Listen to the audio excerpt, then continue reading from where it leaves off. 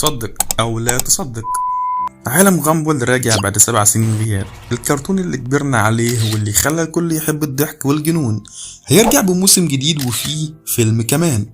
فاكرين الحلقة اللي اسمها ذا انكوزيشن؟ الحلقة اللي خلت الكل مستغرب النهاية الغريبة بتاعتها.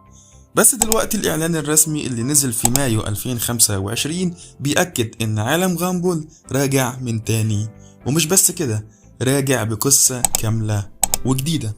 في بداية الإعلان الجديد بنشوف إلمورد مهجورة وغامبول نايم ومتغطي بالتراب، وبيصحوا على صوت المنبه، وداروين بيقول له تأخرنا على المدرسة، وغامبول بيسأله كم تأخرنا؟ وداروين بيرد عليه. نحو 7 سنوات. والألوان بتبدأ ترجع للعالم، والجنون والكوميديا اللي احنا بنحبها بيرجعوا تاني.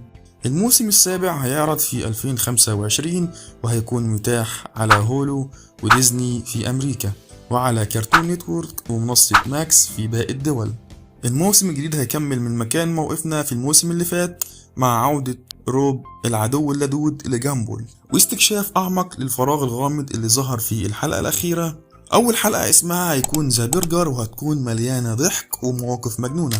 أما بالنسبة للفيلم فهو لسه قيد التطوير، والمبدع بن بوكليه شغال على تعديل القصة، ولسه مفيش ميعاد إصدار رسمي.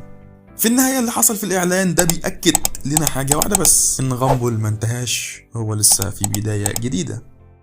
قول لي في الكومنتات ايه اكتر حاجة متحمس تشوفها في الموسم الجديد، وما تنساش تعمل لايك واشتراك عشان يوصلك كل جديد من عالم غامبول وكل اخبار الكرتون.